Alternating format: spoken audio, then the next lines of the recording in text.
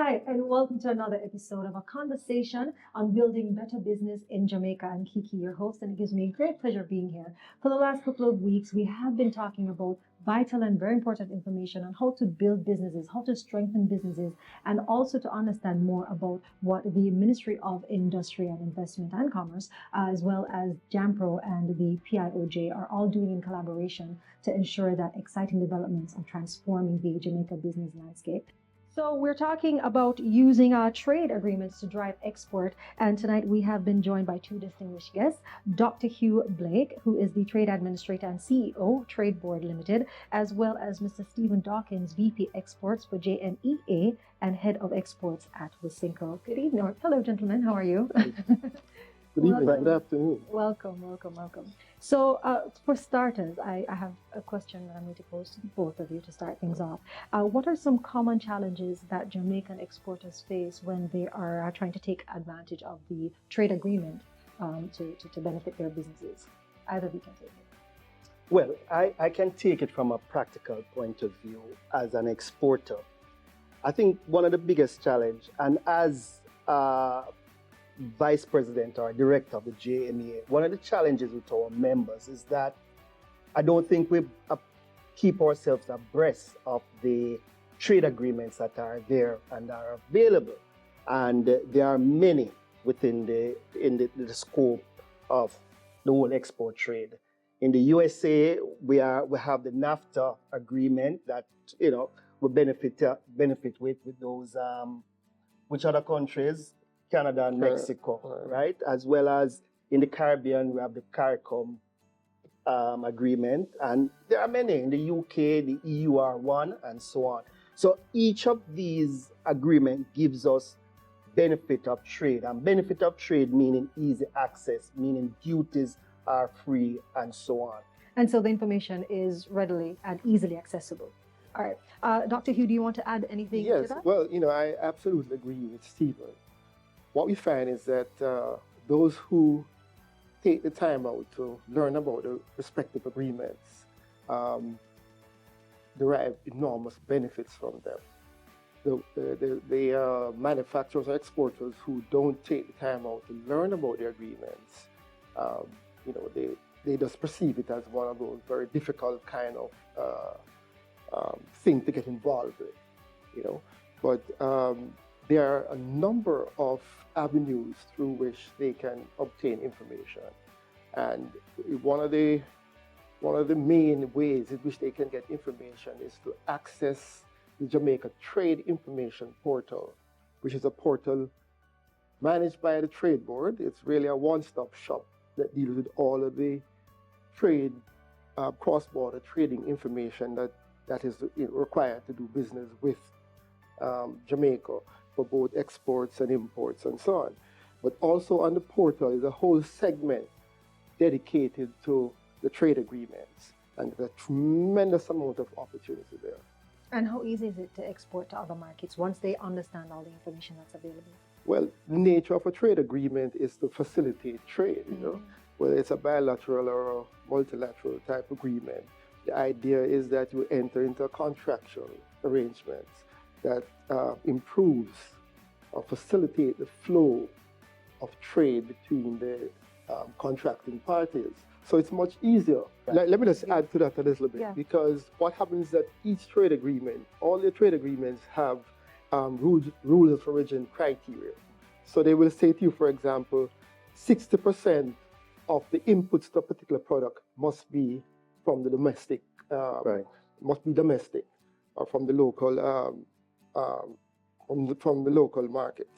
And so what we actually have to do is to do a product analysis, to look at the inputs to the final product and actually measure and certify, and verify the amount of local product that is inputted in the final product. And this is the only way we can determine whether they are meeting the rules of origin criteria. Because what the rules of origin really is to say where are the ingredients coming from, right? And the agreements normally stipulate that a certain amount must come from your domestic market. markets. And so it's much easier to do trade under a trade agreement because one, you know what is required, it's predictable, you know, there's easier access into the markets because that is all laid out and set out in the agreement. There's just so many benefits that, you know, it's hard to really just. Yeah. So there are a number of benefits, but I'll highlight three.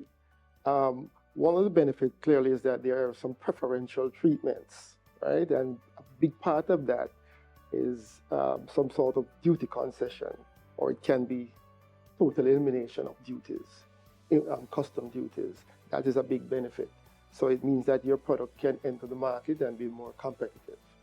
The other thing is that the trade board issues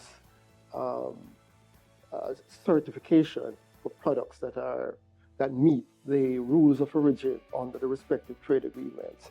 So what it means is that you can enter a market with certification, a certified product.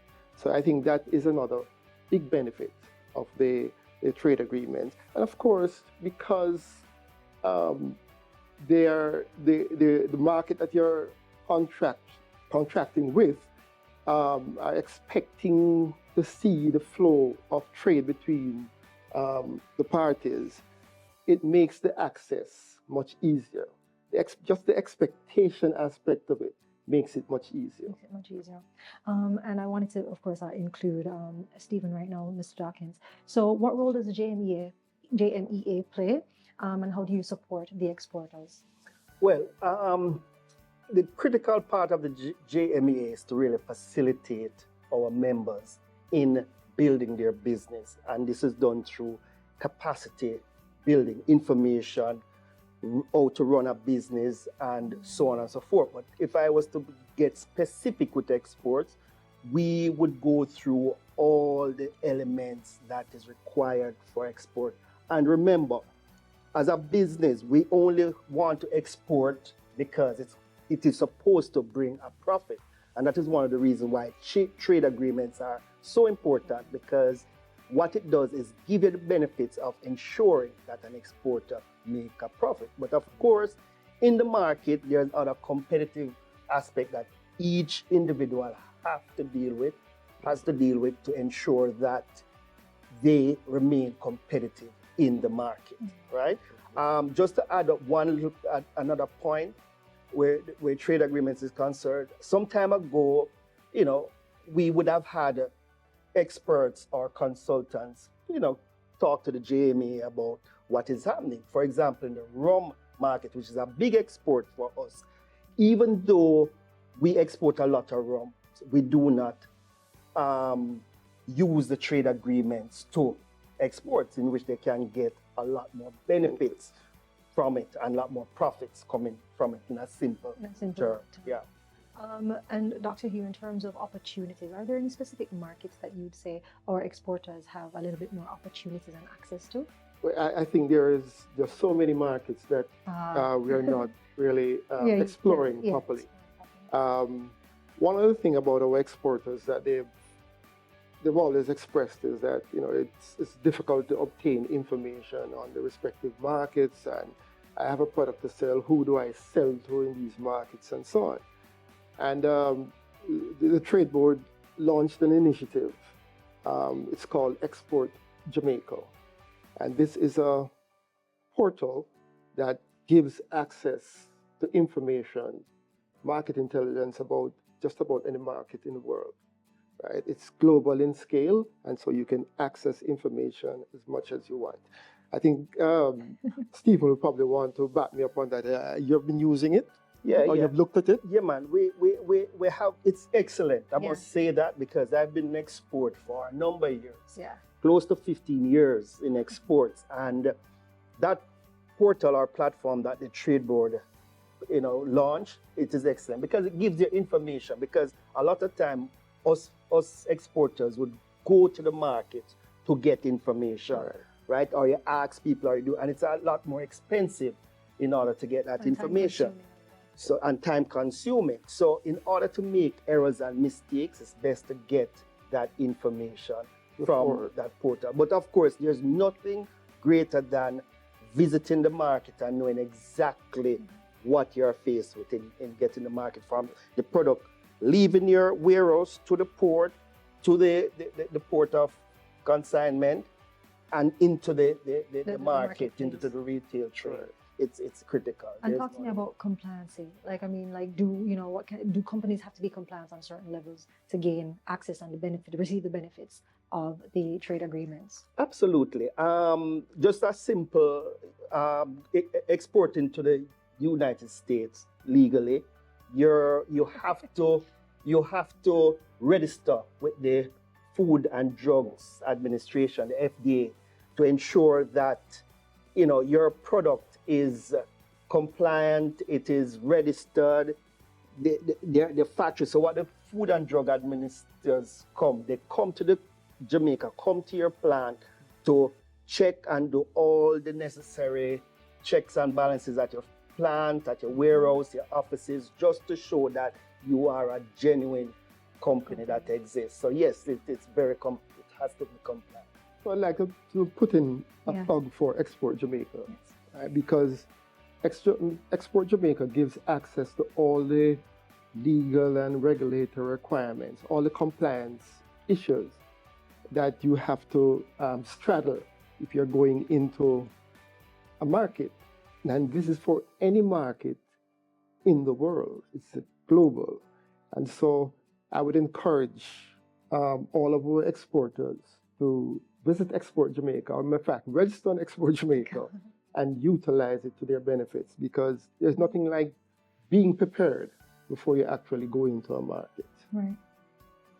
All right, and when it comes on to, you had mentioned, Stephen, about rules of origin, benefits. Yeah, okay. Just to be specific about the rules of origin, I'm just going to give you a practical example. So I am the exporter for all of the Wisynco group products, right?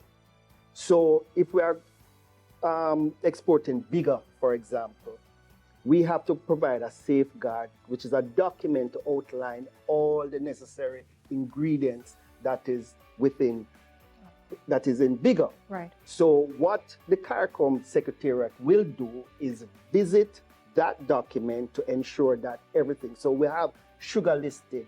Does Jamaica do we have the sugar from Jamaica? No. The region does not have refined sugar, does not manufacture refined sugar. So we have to specify that we get sugar from another country outside of the region. So that's the only way it will be allowed if the ingredient is not available in the country of origin. But in order for them to certify it, is that if there's another product that is available in the region, it has to come from the region. It's not saying that you can't export the product within the region. What it is saying is that you benefit from the agreement. If you want the benefits of the agreement. Yeah. What advice would you both have to business owners and potential business owners who are interested in getting their, exporting their products to the overseas markets? I think the biggest advice I could give is to get informed.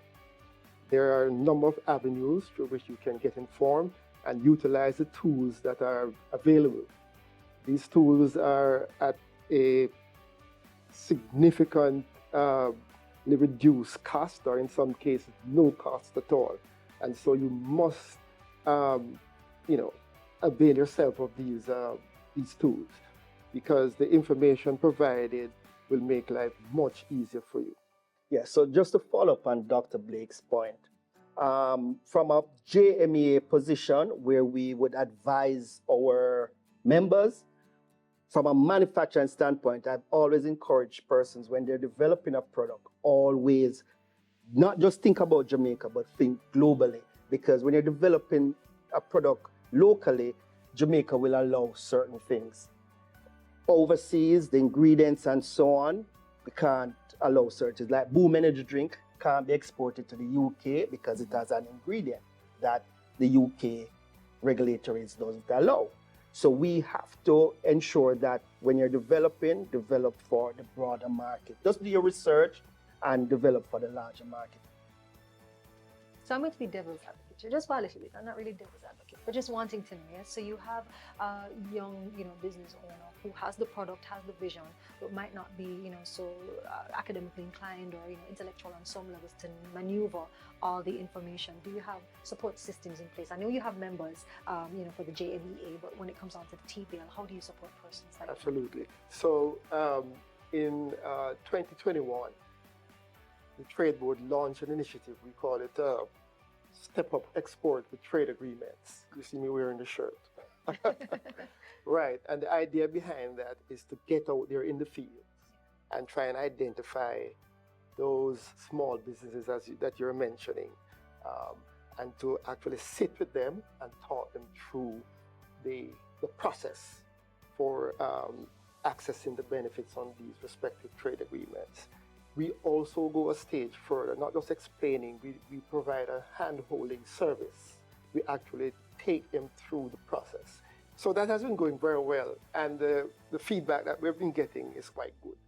A lot of, there's this thing in Jamaica that the whole business of export, it's rocket science. Yes. And so we are trying to, as best as possible, demystify that.